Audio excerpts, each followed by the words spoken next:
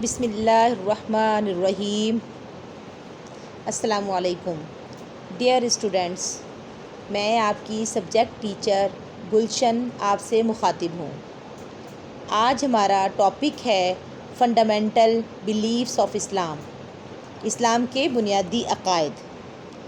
جیسا کہ آپ سب کو معلوم ہے کہ اسلام کے بنیادی عقائد کی تعداد 5 ہے۔ نمبر 1 توحید، نمبر 2 رسالت، نمبر 3 ملائکہ، نمبر 4 آسمانی کتب اور نمبر 5 آخرت پر ایمان لانا۔ ڈیئر اسٹوڈنٹس، پریویس لیکچر میں ہم نے بات کی تھی توحید کے بارے میں اور اس کی اقسام کے بارے میں۔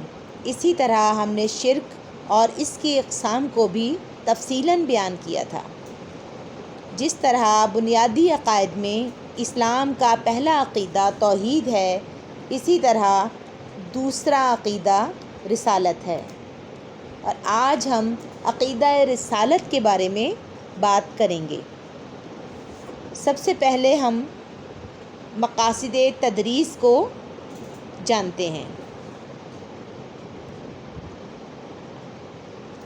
مقاصد تدریس یہ ہیں: نمبر 1 طلباء کی مذہبی عقائد میں پختگی اور ان میں تحقیقی صلاحیتوں کو بڑھانا۔ نمبر 2 طلباء رسالت کے مفہوم اور انبیاء کی ضرورت سے آگاہی حاصل کر سکیں۔ نمبر 3 تمام انبیاء کرام اور نبی آخر الزمان حضرت محمد مصطفیٰ صلی اللہ علیہ وآلہ وسلم کی خصوصیات کے بارے میں جان سکیں۔ اور نمبر 4 طلباء وحی کے معنی اور مفہوم سے آگاہ ہو سکیں۔ رسالت کے لغوی اور اصطلاحی معنی۔ اسلام کے سلسلہ عقائد میں توحید کے بعد رسالت کا درجہ ہے۔ رسالت کے لغوی معنی پیغام پہنچانا ہے اور پیغام پہنچانے والے کو رسول کہا جاتا ہے۔ اسلامی اصطلاح میں رسول اس ہستی کو کہا جاتا ہے جسے اللہ تعالیٰ نے اپنے احکام کی تبلیغ کے لیے اپنی مخلوق کی طرف بھیجا ہو۔ رسول کو نبی بھی کہا جاتا ہے۔ نبی کے معنی ہے خبر دینے والا۔ چونکہ رسول لوگوں کو اللہ تعالیٰ کے ارشادات سے آگاہ کرتا ہے، اس لیے اسے نبی بھی کہا جاتا ہے۔ انبیاء اور رسول اپنے معاشرے کے بے حد نیک اور پارسا انسان ہوتے ہیں، جن پر اللہ تعالیٰ وحی کے ذریعے اپنے احکام نازل فرماتا ہے۔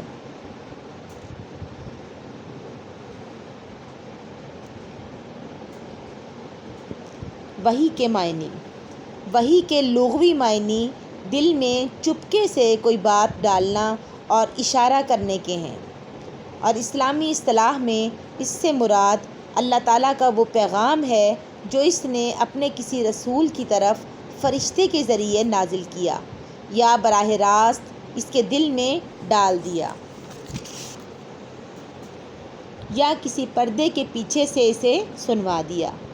اللہ تعالیٰ نے فرمایا: وَمَا كَانَ لِبَشَرٍ أَن يُكَلِّمَهُ اللَّهُ إِلَّا وَحْيًا أَوْ مِن وَرَاءِ حِجَابٍ أَوْ يُرْسِلَ رَسُولًا فَيُوحِيَ بِإِذْنِهِ مَا يَشَاءُ۔ سورۃ شورى آیت نمبر 51۔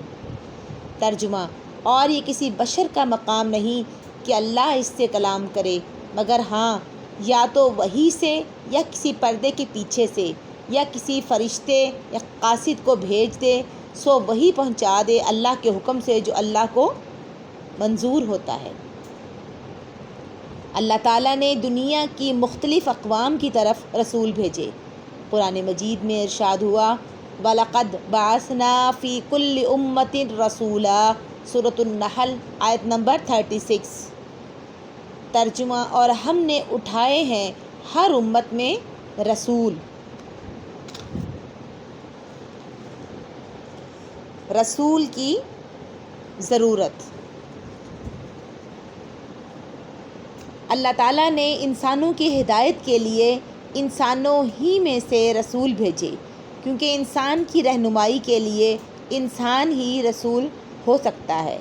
پیغام الہی کو نبی صلی اللہ علیہ وآلہ وسلم پر نازل کرنے کی حکمت مندرجہ ذیل آیت میں ملاحظہ ہو۔ وَأَنزَلْنَا إِلَيْكَ الذِّكْرَ لِتُبَيِّنَ لِلنَّاسِ مَا نُزِّلَ إِلَيْهِمْ، سورۃ النحل آیت نمبر 44۔ ترجمہ: اور اتاری ہم نے تجھ پر یہ یادداشت کہ تو کھول دے لوگوں کے سامنے وہ چیز جو اتری ان کے واسطے۔ حضور صلی اللہ علیہ وآلہ وسلم کو خود اپنی زندگی میں قرآنی اصولوں پر مبنی ایک عملی مظاہرہ کرنا تھا۔ صرف یہی نہیں کہ آ کر پیغام سنا دیتے، بلکہ اس پیغام کے مطابق انسانی زندگی کی اصلاح بھی آپ صلی اللہ علیہ وسلم کی ذمہ داری تھی۔ پیغام الہی فرشتوں کے ذریعے بھی بھیجا جا سکتا تھا، مگر محض پیغام بھیجنے سے وہ مقصد پورا نہیں ہو سکتا تھا۔ اس عظیم مقصد کی تکمیل و تعمیل کے لیے لازمی تھا کہ اس پیغام کو بنی نوع انسان ہی کا ایک فرد لے کر آئے، جو کہ انسان کامل ہونے کے باوجود بہرحال انسان اور بشر ہو، اس کو مشکلات اور مجبوریوں کا اسی طرح سامنا کرنا پڑتا ہو جس طرح اس کی امت کے کسی فرد کو، جو ساری دنیا کے سامنے ایک ایسی سوسائٹی کو بطور مثال رکھ دے جس کا اجتماعی نظام اسی پیغام الہی کی منشا کی شرح ہو۔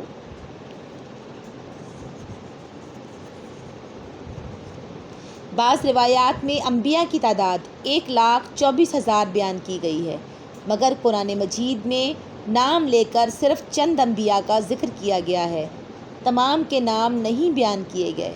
اللہ تعالیٰ نے فرمایا: وَلَقَدْ أَرْسَلْنَا رُسُلًا مِّن قَبْلِكَ مِنْهُمْ مَنْ قَصَصْنَا عَلَيْكَ وَمِنْهُمْ مَنْ لَمْ نَقْصُصْ عَلَيْكَ، سورۃ المومن آیت نمبر 78۔ ترجمہ: اور ہم نے آپ سے پہلے بہت سے رسول بھیجے، جن میں سے بعض کا حال ہم نے آپ سے بیان کیا ہے اور ان میں سے بعض کا حال ہم نے آپ سے نہیں بیان کیا۔ سلسلہ انبیاء کے آخری نبی حضرت محمد رسول اللہ صلی اللہ علیہ وآلہ وسلم ہیں، جو خاتم النبیین ہیں، اور اب قیامت تک انسانوں کو آپ صلی اللہ علیہ وآلہ وسلم ہی کی پیروی کرنی ہے۔ تاہم ہر مسلمان پر لازم کیا گیا ہے کہ وہ تمام انبیاء کی نبوت پر ایمان لائے۔ اس سلسلے میں تفریق کی اجازت نہیں۔ اللہ تعالیٰ فرماتے ہیں: لا نفرق بین احد من رسلہ، سورۃ البقرہ آیت نمبر 285۔ ترجمہ: ہم اس کے رسولوں میں باہم کوئی فرق بھی نہیں کرتے۔ یہ ضروری ہے کہ سب انبیاء کو سچا اور پاک باز مانا جائے اور سب کا ادب و احترام کیا جائے۔ اسلام میں اس بات کی ہرگز اجازت نہیں کہ بعض رسولوں پر ایمان لایا جائے اور بعض کا انکار کیا جائے۔ ایسا کرنا کفر ہے۔ اللہ تعالیٰ کا فرمان ہے: ان الذین یکفرون باللہ ورسلہ ویریدون ان یفرقوا بین اللہ ورسلہ ویقولون نؤمن ببعض ونکفر ببعض ویریدون ان یتخذوا بین ذلک سبیلا اولئک ھم الکافرون حقا، سورۃ النساء آیت نمبر 150 and 151۔ ترجمہ: جو لوگ منکر ہیں اللہ سے اور اس کے رسولوں سے اور چاہتے ہیں کہ فرق نکالیں اللہ میں اور اس کے رسولوں میں، اور کہتے ہیں کہ ہم مانتے ہیں بعضوں کو اور نہیں مانتے بعضوں کو، اور چاہتے ہیں کہ نکالیں اس کے بیچ میں ایک راہ، اور ایسے ہی لوگ تو اصل کافر ہیں۔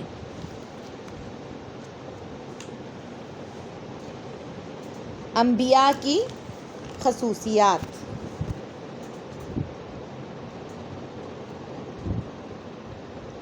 نمبر 1، بشریت۔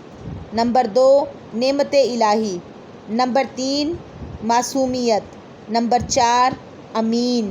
نمبر 5، تبلیغ احکام الہی۔ نمبر 6، واجب الاطاعت۔ نمبر 7، بے مثل کردار۔ نمبر 8، مرد ہونا۔ نمبر 9، ظاہری عیوب سے پاک ہونا۔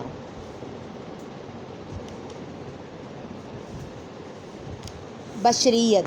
انبیاء کرام کی خصوصیات میں نمبر 1 پہ جو خصوصیت ہے وہ ہے بشریت۔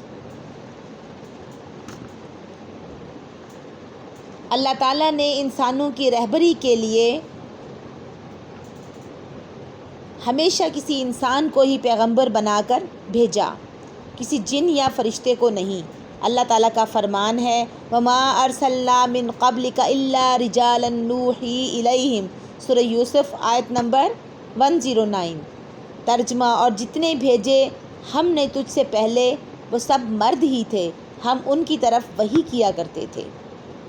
انبیاء اگرچہ انسان ہوتے ہیں مگر اللہ تعالیٰ نے ان کو ایسے اوصاف سے نوازا ہوتا ہے جو دوسروں میں نہیں ہوتے۔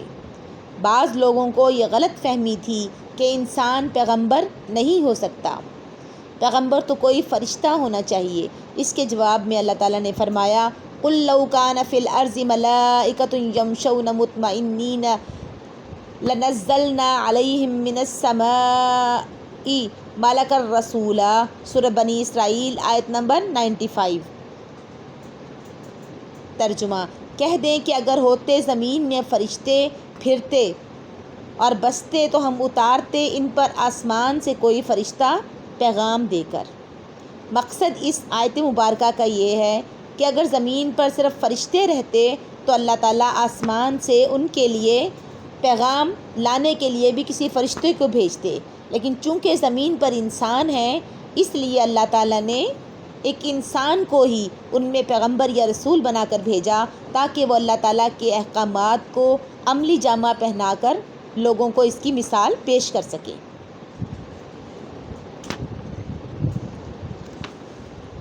امانت اور وہابیت۔ ہر نبی امانت دار ہوتا ہے اور اللہ تعالیٰ کا پیغام بندوں تک منوعاً پہنچا دیتا ہے۔ رسالت ایک ایسی نعمت ہے جو محض اللہ تعالیٰ کا عطیہ ہے، کوئی شخص اپنی محنت و کاوش سے اسے حاصل نہیں کر سکتا۔ یہ کوئی ایسی چیز نہیں جو محض عبادت و ریاضت سے حاصل ہو جائے، یہ تو اللہ تعالیٰ کا فضل ہے جسے چاہے عطا کر دے۔ اللہ تعالیٰ فرماتے ہیں ذَلِكَ فَضْلُ اللَّهِ يُؤْتِيهِ مَن يَشَاءُ، سورۃ الجمعہ آیت نمبر 4۔ ترجمہ، یہ اللہ کا فضل ہے، وہ جسے چاہتا ہے عطا کرتا ہے۔ تاہم یہ منصب جن لوگوں کو عطا کیا گیا وہ تمام نیکی، تقوی، ذہانت، امانت، دیانت اور عزم و ہمت جیسے بلند صفات کے مالک تھے۔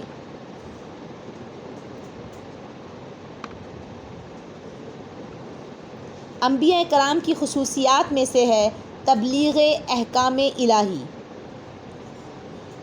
پیغمبر جو احکام و تعلیمات لوگوں کے سامنے بیان فرماتا ہے وہ تمام اللہ کی طرف سے ہوتے ہیں۔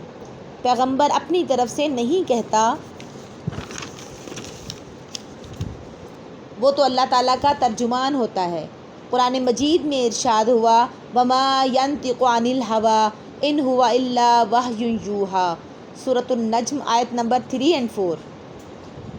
ترجمہ، اور نہیں بولتا اپنے نفس کی خواہش سے، یہ تو حکم ہے بھیجا ہوا۔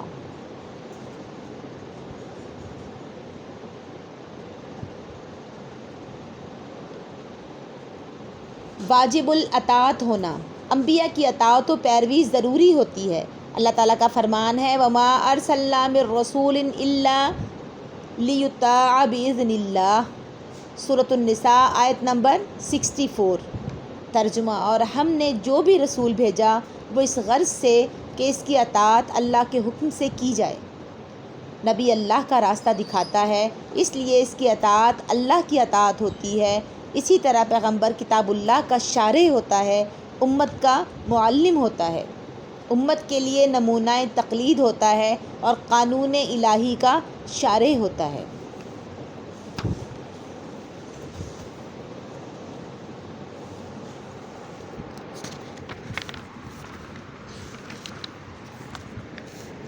ڈیئر اسٹوڈنٹس، آج کے لیکچر میں ہم نے عقائد اسلام میں سے عقیدہ نمبر 2 رسالت کی پر بات کی ہے۔ اگر آپ میں سے کسی کو کوئی بات سمجھ میں نہ آئی ہو تو پوچھ سکتے ہیں۔ نیکسٹ لیکچر میں انشاءاللہ ہم رسالت محمدی صلی اللہ علیہ وآلہ وسلم اور اس کی خصوصیات اور ختم نبوت پر بات کریں گے انشاءاللہ۔ فی امان اللہ۔